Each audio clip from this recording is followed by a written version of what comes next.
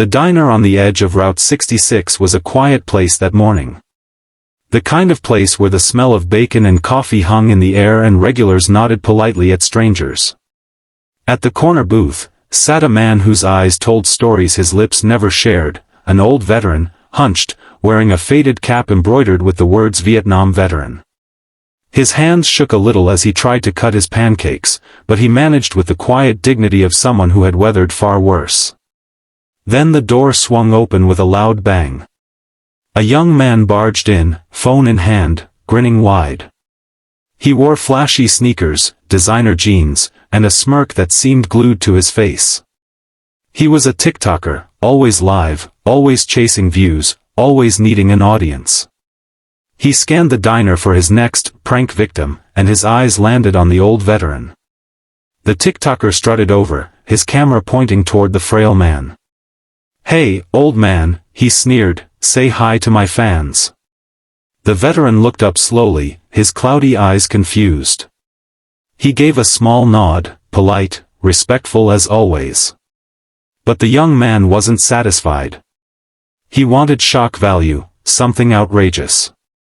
So, without warning, he slapped the veteran across the face. The room went silent. Coffee cups froze mid-air. Forks clattered on plates. The veteran didn't fight back. He simply lowered his gaze, a lifetime of discipline keeping him calm. But at that moment, 40 pairs of eyes turned. In the corner of the diner sat a group of bikers, leather vests, patched jackets, beards, tattoos, the works. They were rough-looking, but their silence carried weight. They had seen the slap, and their leader, a giant of a man named Bear, slowly stood up. The TikToker, sensing drama, spun his phone toward the bikers. "Oh, this is perfect," he laughed nervously. "Y'all saw that? Just a prank, bro." But Bear wasn't smiling. He walked over, towering above the kid. He didn't raise his voice, didn't curse, didn't threaten. He just bent down so his face was level with the TikTokers and said quietly, "That man fought for the freedom that lets you act like a fool. You don't touch him. Not ever." The TikToker scoffed, trying to laugh it off, but the bikers had already surrounded him. 40 strong, a wall of leather and steel. The kid's live stream was still running, and thousands of viewers watched as he was marched outside. They didn't beat him. They didn't hurt him. Their revenge was different. Brutal in its own way, but not violent. Bear pointed to the TikToker's expensive car parked outside. "Hand over your keys." The TikToker panicked. "You can't steal my car." Bear grinned. "We're not stealing it. We're trading." And with that, they handed the keys to the veteran. His eyes widened in disbelief as he looked at the gleaming sports car.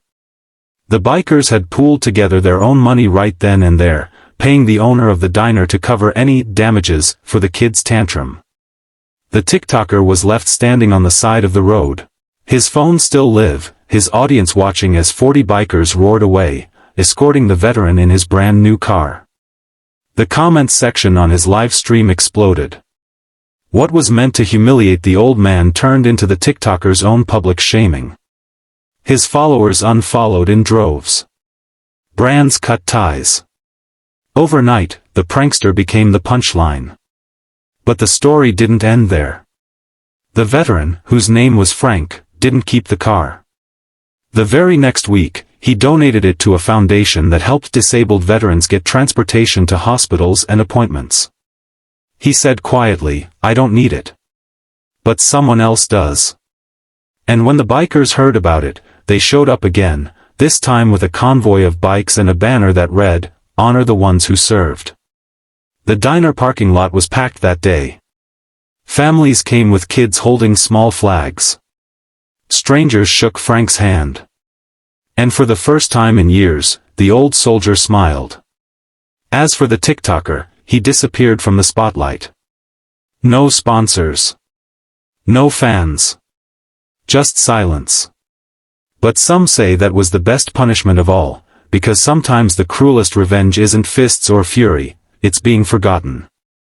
And so, from an ugly slap came something unexpected: respect, unity, and a reminder that true heroes don't wear capes, they wear worn-out boots and quiet courage.